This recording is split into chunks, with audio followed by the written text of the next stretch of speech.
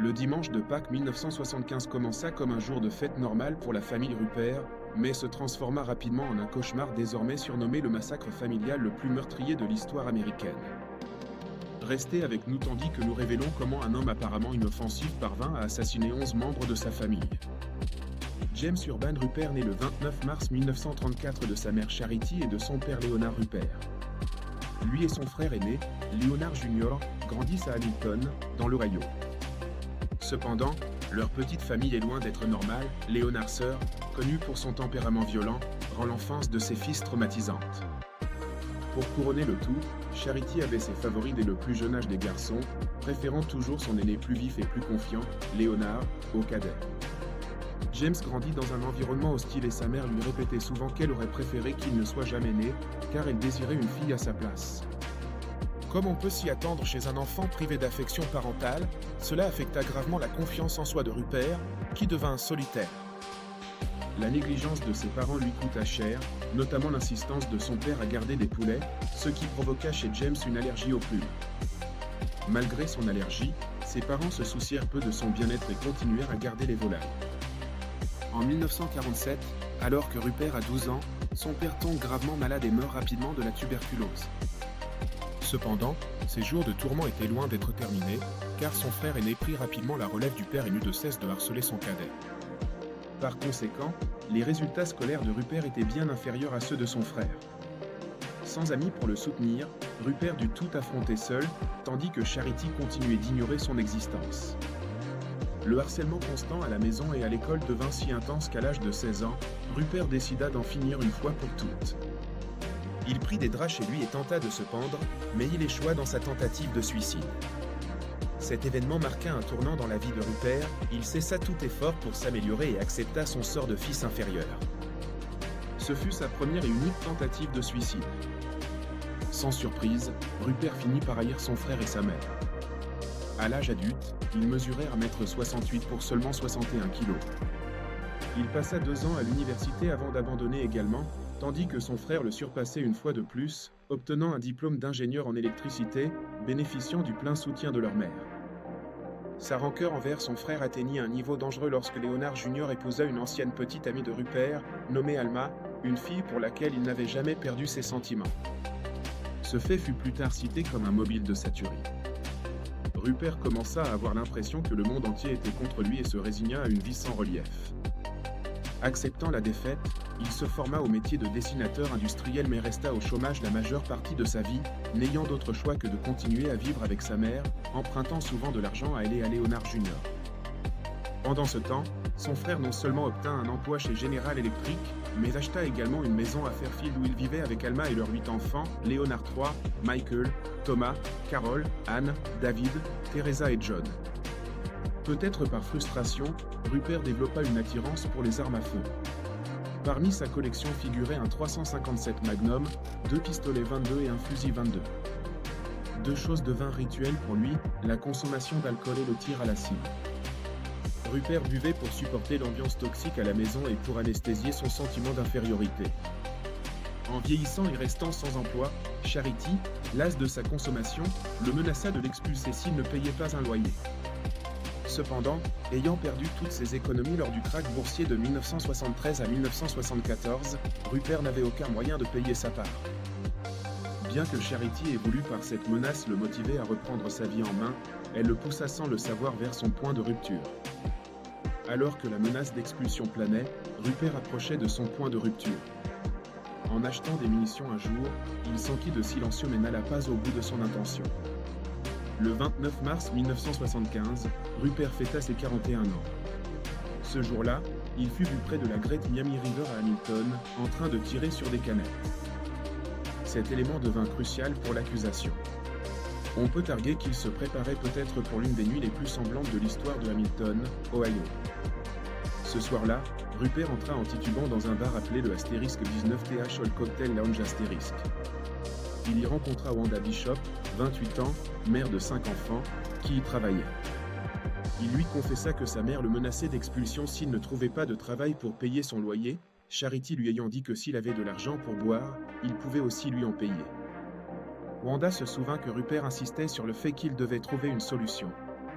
Il resta au lounge jusqu'à 23 heures avant de partir, puis revint et continua à boire jusqu'à la fermeture à 2h30 du matin. Lorsqu'Honda lui demanda s'il avait résolu son problème, Rupert répondit « Non, pas encore ». Le lendemain matin, dimanche de Pâques, Charity, ne se sentant pas bien, appela Leonard Jr. et sa famille pour un dîner de Pâques au lieu d'un déjeuner prévu plus tôt chez eux, au 635 Minor Avenue. Une fois Leonard Jr. et Alma arrivés, leurs enfants participèrent à une chasse aux œufs dehors tandis que Rupert faisait la grasse matinée, soignant sa gueule de bois de la veille. Lorsqu'il se leva vers 16h, tout le monde était à l'intérieur pour continuer la fête pendant que Charity préparait des sloppy joes pour la famille, aidée par Alma. Rupert resta un court moment avec la famille avant de remonter chercher un 357 Magnum, 2 pistolets 22 et un fusil. Il avait l'intention de passer sa journée sur un stand de tir, mais alors qu'il partait, son frère lui demanda « Comment va la Volkswagen ?»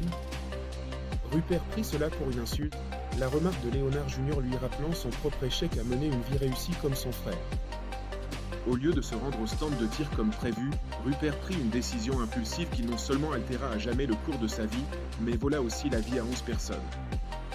Vers 18h, Charity, Léonard, Alma, leur fils David et leur fille Teresa et Carole, qui étaient dans la cuisine, devinrent les premières victimes de Rupert, alors qu'il tirait plusieurs coups en rafale, les touchant tous à la poitrine, sauf sa mère qu'il tira dans la tête alors qu'elle bondissait sur lui pour tenter de l'en empêcher. Il se dirigea ensuite vers le salon où il abattit sa nièce Anne, Léonard III, Michael et John. Après ces tirs initiaux, Rupert fit le tour et tira à nouveau plusieurs fois sur chaque victime pour s'assurer de leur mort. Après les premiers tirs, si les gens gémissaient encore, il leur tirait dans la tête. Toute l'opération dura moins de 5 minutes, Rupert ne s'arrêtant qu'une fois au milieu pour recharger. Au total, il tira 44 coups de feu, dont 40 atteignirent les victimes. Après s'être assuré que tout le monde était mort, Rupert resta assis avec les corps de sa famille pendant 3 heures, envisageant le suicide. Mais il décida que comme c'était un péché mortel, il ne voulait pas que ce soit son dernier acte. Au bout de 3 heures, il décida d'appeler le 911. Il dit au répartiteur, il y a eu une fusillade. Alors que ses proches rendaient leur dernier souffle autour de lui, Rupert s'assit sur le canapé. Il attendit la 3 à 4 heures avant d'appeler la police pour leur dire que quelqu'un avait été abattu. Quand les policiers arrivèrent sur les lieux quelques minutes plus tard, Rupert les accueillit à la porte d'entrée. Au premier abord, les officiers ne soupçonnèrent rien de sinistre au-delà de cette porte, car Rupert, avec sa petite taille et ses épaisses lunettes noires, ne correspondait pas à la description habituelle d'un meurtrier. En entrant dans la maison, ils eurent le choc de leur vie. L'un des officiers présents déclara qu'il n'avait jamais rien vu de tel et qu'il avait dû se précipiter sur le côté pour vomir. Il y avait tellement de sang sur les sols qu'il avait traversé les planches de bois et goûté dans le sous-sol. Aucun signe de lutte n'était visible, à part une poubelle renversée, indiquant que la famille, ne s'attendant pas à cela, n'avait pas eu le temps de réagir. Alors que le département de police de Hamilton prenait connaissance de la macabre découverte, il boucla immédiatement la zone avec un ruban de sécurité. Les gens commencèrent à se rassembler. La petite communauté, qui connaissait la famille Rupert comme une famille aimante, fut stupéfaite par la tragédie et encore plus horrifiée d'apprendre que l'homme modeste et serviable qu'il connaissait depuis toujours était l'auteur des meurtres. Le premier corps à quitter la maison fut celui du petit John, une de ses baskets dépassant du drap qui le recouvrait. L'effroi gagna tout le monde tandis que, un par un, 11 brancards étaient sortis de la maison, portant les membres désormais morts de la famille Rupert. Les corps se trouvaient dans 2 pièces d'une modeste maison à 2 étages de Hamilton où James Rupert vivait avec sa mère. Dans ces 2 pièces, 11 corps, y compris la mère de Rupert, son frère, sa belle-sœur et leurs 8 enfants, le plus âgé ayant 17 ans et le plus jeune, un garçon de 4 ans. Rupert fut arrêté pour 11 homicides aggravés. Bien que connu comme un homme discret mais serviable, Rupert refusa de coopérer avec les officiers et de répondre à leurs questions. Les enquêteurs eurent du mal à trouver un mobile, le suspect en garde à vue refusant de parler. Dès l'interrogatoire initial, il fut clair que Rupert comptait plaider la folie. Les procureurs pensaient que Rupert projetait de profiter de l'héritage d'une valeur de 300 000 $ laissé par son frère et sa mère sous forme de propriété et d'actifs. En plaidant la folie, il purgerait sa peine dans un établissement désigné par le tribunal avant d'être libéré et de mettre la main sur l'héritage. Cette affaire donna lieu à 2 procès très médiatisés. Lors du procès initial, Rupert admit avoir tué sa famille mais plaida non coupable pour cause d'aliénation mentale. Il était représenté par Hugh des Goldbrock, qui se dévoua tant à l'affaire qu'il finança même personnellement l'embauche de psychiatres et de psychologues de tout le pays pour témoigner en faveur de la démence de Rupert. 2 psychiatres engagés par son équipe de défense conclurent que Rupert souffrait de paranoïa et de délire de persécution provoqués par les coups subis dans son enfance de la part de son frère. C'est pourquoi, selon eux, il avait été incapable de contrôler ses actions au moment du crime. Le psychiatre de l'université Harvard, le docteur Lester Grinspoon, apporta son expertise, affirmant que si plus de gens avaient été présents dans la maison, Rupert les aurait probablement tués aussi, soutenant ainsi l'idée que Rupert n'avait pas de mobile solide en dehors de la folie. Après le massacre, James Rupert changea de vêtements et appela la police. Il fut inculpé et jugé pour 11 meurtres. Son avocat dit qu'il avait tué pendant une rage psychotique. Ils dirent qu'il était faux. Dans le même ordre d'idées, docteur, n'est-il pas vrai que vous n'avez aucun moyen de dire au tribunal quelle serait la capacité de M. Rupert à discuter rationnellement de l'affaire avec ses avocats, à aider rationnellement à la préparation de la défense, s'il n'était pas sous l'effet de tranquillisants majeurs comme la thorazine ou le trilafon en ce moment? N'est-ce pas exact? Je n'ai pas de moyen spécifique de le dire, sinon que lors de mon examen avec lui, il était capable, à ce moment-là et sous cette condition avec ce dosage de médicaments, de conférer rationnellement avec moi et de me parler de ce qui s'était passé. Pendant ce temps, l'accusation soutenait que Rupert planifiait d'utiliser abusivement le plaidoyer de folie pour hériter des 300 000 $. Il a assassiné sa famille pour toucher l'assurance vie d'environ 300 000 $ de son frère. C'est ce que je pense. C'est ce que, je crois, les preuves montrent. C'est ce que je crois. Au lieu de faire juger son cas par un jury, Rupert choisit d'être jugé par 3 juges. Cependant, on lui indiqua à tort que les 3 juges devraient se mettre d'accord à l'unanimité. 2 des 3 juges trouvèrent Rupert sain d'esprit et le condamnèrent pour 11 chefs d'accusation de meurtre aggravé. Il fut condamné à 11 peines de prison à perpétuité consécutive. En 1975, les États-Unis ayant interdit la peine de mort, Rupert échappa à la condamnation à mort. Le 3e juge du comté de Hamilton, Fred Kramer, le déclara cependant aliéné. Entre 1977 et 1978, la Cour suprême de l'Ohio statua qu'il y avait eu erreur judiciaire, les juges ne sachant pas s'ils devaient se prononcer à l'unanimité ou à la majorité. Rupert obtint un nouveau procès, qui devait se tenir à Findlay, Ohio, car il fut jugé qu'il ne pouvait pas être jugé équitablement à Hamilton. Le 23 juillet 1975, le nouveau procès commença, où Rupert et son équipe de défense plaidèrent à nouveau la folie. Cependant, l'accusation, menée par John Holcomb, présenta 29 témoins et 200 pièces à conviction, construisant avec succès une argumentation différente.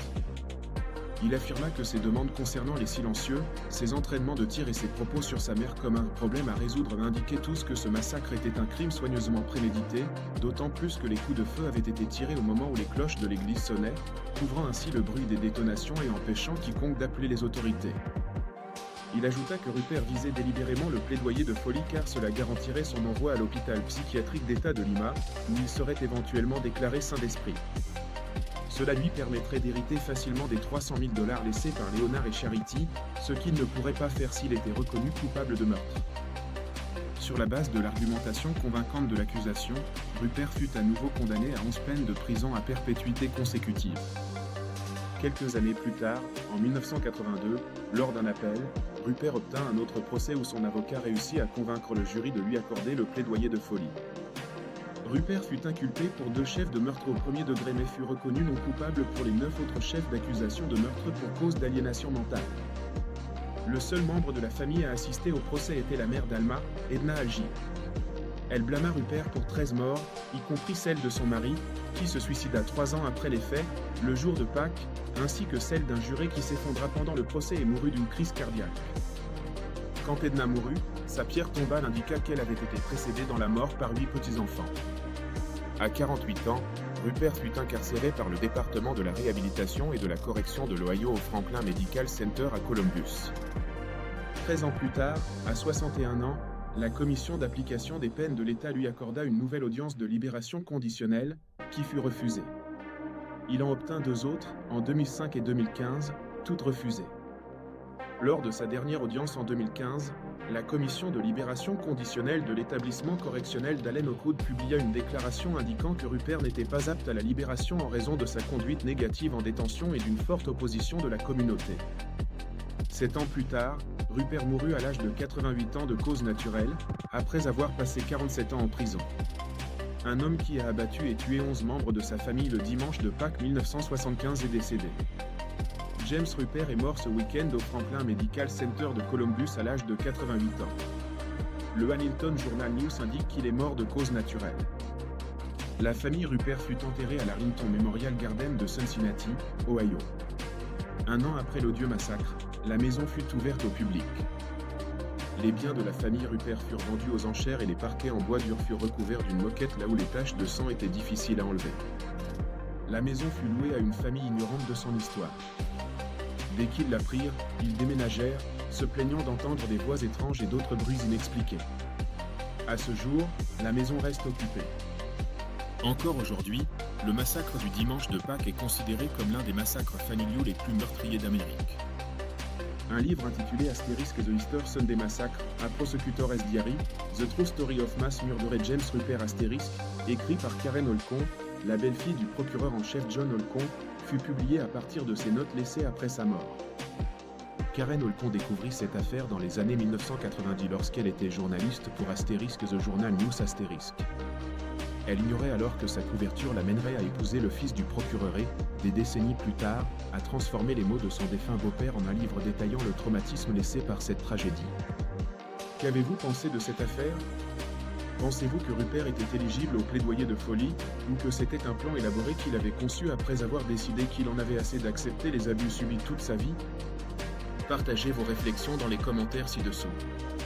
Si vous voulez plus de vidéos comme celle-ci, n'oubliez pas d'aimer la vidéo, de vous abonner et d'activer la cloche de notification pour ne pas manquer d'autres vidéos sur les faits divers criminels. À la prochaine.